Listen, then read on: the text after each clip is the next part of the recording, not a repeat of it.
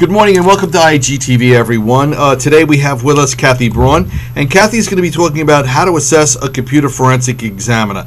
The goal of the talk is to advise how to protect yourself and your firm from possible liability, including how to avoid contaminating evidence. Kathy, go ahead, and good morning. Thank you. Hi, I've been a computer forensic examiner since 2001. I am certified under the ISFCE. I worked on everything from child pornography to intellectual property cases. So I've taken both the criminal and the civil during the time that I've been working in this field. There are differences, of course, in the legal constraints, but basically the questions you should be asked and the processes and procedures would be the same regardless of what type of case it is. So one of the first things that you'd want to be aware of is, of course, their credentials. There's a couple of ways you can go about it. Of course, you're always going to want their CV, and you're always going to want references. They should be a known entity. It's pretty well, it's a small world, especially if we're in the metro area. Aside from that, not just going on word of mouth, a best way is if you know anyone, have a colleague or a friend in HDCIA, the ISFCE, IASIS, any known sound forensic organization. What happens a lot, and this is a really good way to do it, is if you're not directly involved, a colleague or friend can send an email. Since it's global and definitely takes in the country as well, what happens, they say forensic examiner is needed in such and such area. Please respond, I will pass it on. So now you're working with people that have proven excellence, they're certified, they've been in the field, and it's a good way to start, especially if you're not familiar, if you've never hired anyone before and you're not comfortable on what questions you should ask. Actually, a good way to know if someone is qualified is the questions they initially ask you. In this field, it's not just about getting the case. It's about sharing information. It's about a general concern that the field the people in the field conduct themselves properly. So there's certain questions they would want to know, whether even before they knew you were going to get hired or not. For instance, is it criminal or is it civil? Is there a search warrant? Has that been enacted? Is there a letter of preservation? Is this hostile? I don't mean hostile in, a physical hostile, but does there have to be a certain level of secrecy in how you proceed? What type of building structure is it? How do I get in and how do I get out? How many custodians? You have one or do you have 100? What type of data are you looking for? Are you just looking for computers?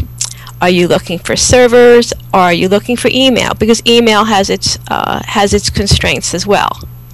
So these are the basic, this isn't covering everything, but these are the basic questions. You would expect them to have some kind of questions for you initially, so they could assess and get a feel for how comfortable you are, or if there's anything you need to do before they would even consider showing up on site.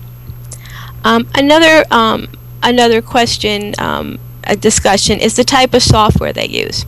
If it's normally most use NCASE, FTK, or X-Ways.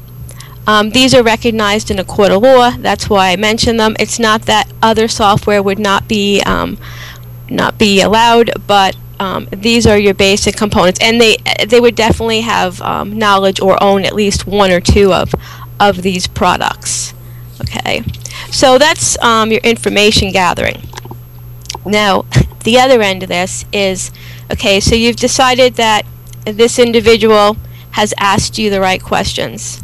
You're comfortable on their background, and you're ready to proceed.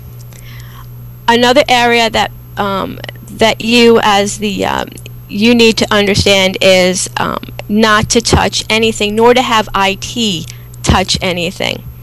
The reason for this is you're going to contaminate the evidence. If you open up a file, you have now changed the metadata, dates, times. Okay, that will change the timeline. That could invalidate. Now you cannot say that the owner of the document was the last person to touch it. So even if the forensic examiner took the image and did everything by the letter of the law, it's already been touched. Another reason is you're opening it up, but you're not using the right tools. There is area on the hard drive called slack space. You open up a Word document, let's say it takes up 500 megabytes, but really there's 600 allocated, so you have that extra space. That's the slack space. Say the suspect deletes something. It's very possible that that deleted information will wind up in slack space. And with the proper software, that would be very easy, and you can get the proverbial smoking gun. So these are just some basic reasons. You know, you want to do everything you can to preserve the evidence so that you can present the best case possible. And that's the forensic examiner should have a knowledge that these are the basic things that you should and should not do. And to advise you, don't let IT touch anything, not without legal present or with the forensic examiner present. It's not that they intentionally do anything wrong. They have processes and procedures that they follow. They're doing their job, you know. For instance, I had this one case where the executives suspected this one employee, and we were to take an image of two machines, his new machine and his old machine. But IT, following their process, wiped out the old machine so that they could recirculate it. And executives had not communicated with the IT admin, and that's what happened. So these are the things that are possible. They don't happen all the time, but they're possible that they happen. So now you're at the point where the examiner is walking in the door and is going to start the forensic process. The first thing that you need to have is a chain of custody. The chain of custody will verify who exactly touched this data and that it is an exact duplicate. You know, you need to verify. It can't just be passing through hands. So the owner who has touched the evidence, the dates and times, and also every chain, not all chain of custodies are the same, but on a lot of instances they will have the image name, how they imaged it, and even the hash value. The hash value comes into play because it's the mathematical algorithm, and it shows that based on that algorithm that it is an exact duplicate. So you have your chain of custody, which is going to follow that piece of evidence. You're going to wrap it around that piece of evidence the entire time, because that is its admissibility in court. That's another key component. So you haven't altered the data because you took all the precautions. Okay, you have your chain of custody, and you have made sure that you have rights, you know, either through a search warrant or through preservation, or if it's a company, through policy, company policy, that you have authority to take this data. And so after that, you also have to have someone who knows that you can prove who is sitting behind the desk. You could say, oh, so-and-so did this because that's their computer, but you also have to prove that they were actually sitting there at the time. These are all the components of why you want to hire an expert. So you got to the point now he's in the door and he's examining. Also, I forgot to mention, with the chain of custody, you have to label the evidence on there. You have to take the serial number. You'd want to take a picture if it's damaged in any way. All this goes on the chain of custody and is wrapped up and attached to the physical drive or media, whatever type it may be. Again, this is also, it stays admissible, nothing is tampered with, and you can account for the evidence every step of the way. So after that, basically what you want to do is you have accomplished that the information is verifiable. You can verify who, what, where, and how the evidence has been handled. It's repeatable because you're taking a forensic image using either NCASE, FTK, X-Ways, or another recognized forensic tool, that the data is now in a container and has a hash. That means that you cannot change this data. Once it's in a forensic image, you cannot alter it. So you can verify if someone else was to come in and counter you, the examiner, and then they could come out with the exact same outcome as you came out with.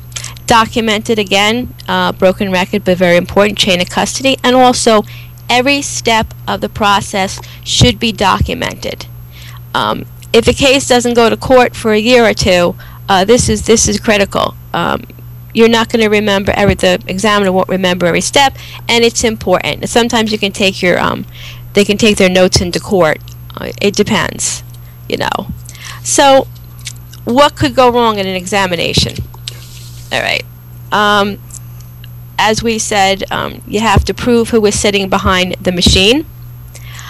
You have to know what legal constraints are involved, okay, and that everything is correctly documented. If you do those things, you will be in good shape, and you're also avoiding spoilage, of course. You don't want anyone to get curious and say, well, let me just have a quick peek, because that does not work. The last element I want to talk about is shutting down the computer. Again, say you're in a company. Does it matter if you shut down the computer or not? Well, let's say if someone's suspected of keylogging or intentionally malware, if you shut down the computer, all the services and processes which shows what's happening, you'll lose that.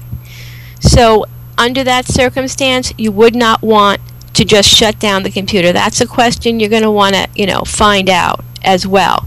I mean, if it's just a straight, you want to take an image of the drive, you can pull the plug from the back, you will be fine.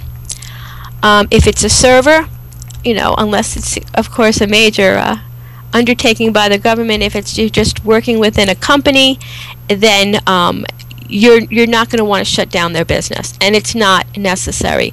An image can be taken, information can be gleaned, especially if it's email. Everything should be running, and that's actually the best case scenario. And again, when things are running, there's more information, live data, that moment data that you can take. So these are the things to consider. So at the end of the day, for it to be the most successful, who's ever instigating the case, they need to have a working knowledge of what their needs are, and the examiner has to be sure that they ask all the right questions, so that if there is anything outstanding, then the initiator of the case knows what they have to go back and verify, documents, legal constraints, any information that will help the scope of the case, and make sure that it is necessary to have a forensic examination. It might turn out that it's not necessary, or it's there's other circumstances. So this is the very basic knowledge, a general conversation you would want to have with your forensic examiner before you actually hire them, or before you start work. Well, is there any questions? That was absolutely terrific. All right, and that was a good first dive into this. I don't see any questions up on the chat menu right now, but if you have any other links or resources or anything like that, you could certainly put them up on the chat if they're available later on while the program is going on. And thank you for your time on to the program. We certainly appreciate it. All right, we look forward to hearing from you next month. All right, thank you. Thank you very much. We certainly Bye. appreciate it. All right, so that was two of our first instances of having some new people come on the program for computer forensics and for disaster recovery. And I think that went off very, very well. I certainly thank M.L. Kingsley and Kathy Braun for that. We certainly do appreciate both of them coming on the program, offering what I think are some terrific insights into their areas, which they have just a tremendous amount of knowledge of.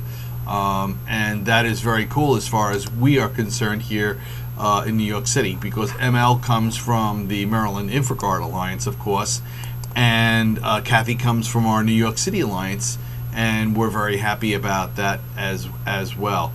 Now, our next topic is going to be coming up. Okay, here we go. I'm just setting it up now while I'm talking to you. Hi. All right, and I want to bring that back to the beginning.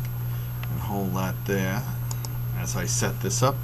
Okay, and we've got Al Berg coming in on the hack report. Let me make sure I've got that. Yes, I do.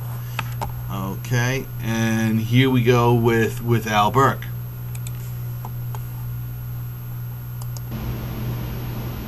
Hi, I'm Al Berg, Head of Security and Risk Management for LiquidNet Holdings, and a proud premium member of the New York Metro InfraGard Alliance. Today I'd like to talk to you about app stores, specifically Google's Android market and the Apple iOS App Store. As personal handheld devices like smartphones and tablets become part of employees' technical arsenals, the security of those devices begins to impact the corporate environment.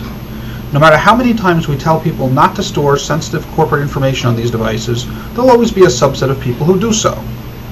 They're not being malicious, rather, they see these new technologies as a way to improve their productivity, and they're frustrated with corporate IT departments' unwillingness or inability to support these new devices. Once corporate information is on these devices, security professionals need to be concerned